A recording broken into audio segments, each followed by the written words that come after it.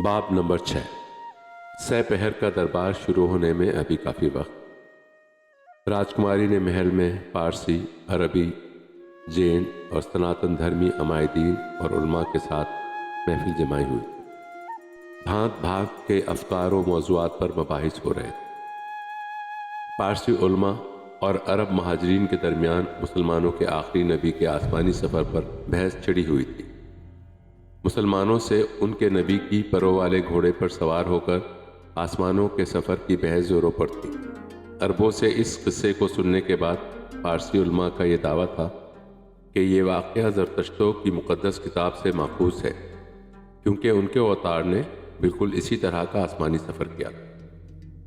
راجکماری نے عربوں اور پارسیوں کے درمیان اس بحث کو یہ کہہ کر ختم کر دیا: میں نے بہت سے مذاہب کا مطالعہ کیا ہے اور بہت سے مذاہب کے علماء کے ساتھ تبادلہ خیال بھی کیا، اور اس نتیجے پہ پہنچی ہوں کہ نئے مذاہب قدیم مذاہب سے ضرور کچھ نہ کچھ سیکھتے ہیں۔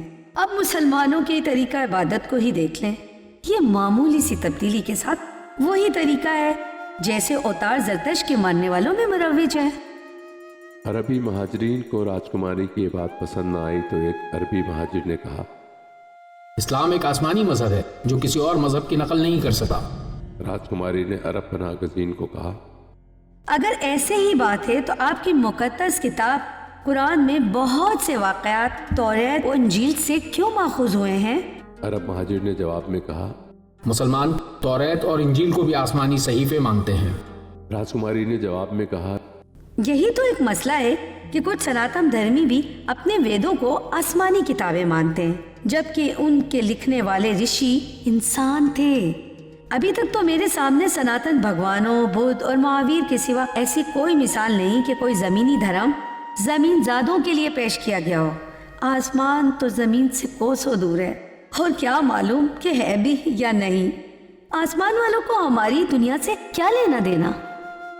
راجکماری کے بیان کو ناگوار سمجھتے ہوئے ایک برہمن عالم نے اسے ٹوکتے ہوئے کہا: راجکماری جی، آپ کو جب بھی موقع ملتا ہے آپ ایمان سے الحاد کی طرف پھسل جاتی ہیں، حالانکہ آپ نے دھرم کا مطالعہ مجھ سے بھی زیادہ کیا ہے۔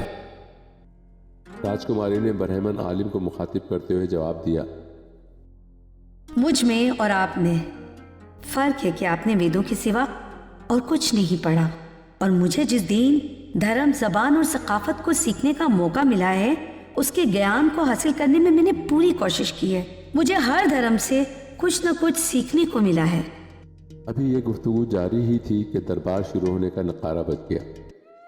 نقارے کی آواز سنتے ہی راجکماری نے سب لوگوں سے مخاطب ہوتے ہوئے کہا: آپ سب مجھے آگیا دیجیے اور اس طرح صبر و تحمل سے ایک دوسرے کی بات سنتے رہیے۔ یہ ضروری نہیں کہ آپ سب کسی ایک نقطے پر متفق ہوں، بس جو بات عقل و شعور میں بیٹھ جائے اسے مان لیں۔ جو طریقہ من کو بھا جائے اس کے مطابق اپنی پسندیدہ خدا یا بھگوان کی عبادت کر لیں، اور جسے کوئی خدا، کوئی دھرم پسند نہ آئے وہ مراقبہ کر کے سکون حاصل کر لے، جیسے بدھ نے کیا تھا۔ بس یہی ہمارے سندھ کی پرمپرا ہے، سوچنے کی آزادی، دھرم کی آزادی۔ یہ کہنے کے بعد راجکماری محل کے رہائشی حصے کی طرف روانہ ہو گئی تاکہ مہاراجا کو تیار ہونے میں مدد دے سکے۔ کچھ دیر میں مہاراجا اور راجکماری ایک ساتھ دربار میں آئے۔ عہدیداران ریاست پہلے ہی سے دربار میں آ چکے تھے۔ جب مہاراجا اپنے سنگھاسن پر بیٹھ چکا تو اس نے سیناپتی کی طرف دیکھتے ہوئے کہا: ہمیں معلوم ہوا ہے کہ آپ کے پاس کوئی اہم خبر ہے۔ سیناپتی نے احترام کے ساتھ کھڑے ہو کر جواب میں کہا: ہمارے جاسوسوں نے خبر دی ہے کہ فارس میں جاری عطیہ بن عوف کی بغاوت کو کچل دیا گیا ہے، اور مکران میں عرب افواج کی تعداد میں غیر معمولی اضافہ جاری ہے۔ مہاراجا کے چہرے پر فکر کے آثار نمایاں ہو گئے۔ اس نے دربار پر ایک دائرانہ نظر دوڑانے کے بعد کہا: سیناپتی، آپ اپنے جاسوسوں کو حکم دیں کہ وہ اموی افواج کی نقل و حرکت پر کڑی نظر رکھیں۔ لگتا ہے کئی بار کے ناکام حملوں کے بعد عرب اب ایک بڑے حملے کی تیاری کر رہے ہیں۔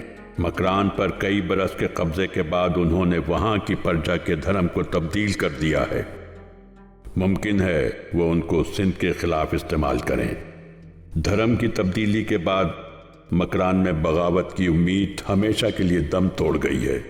مکران میں افواج کا اجتماع سندھ کے لیے خطرے کی گھنٹی ہے۔ اس وقت سندھ کے باسیوں کو متحد رہنے کی شدید ضرورت ہے۔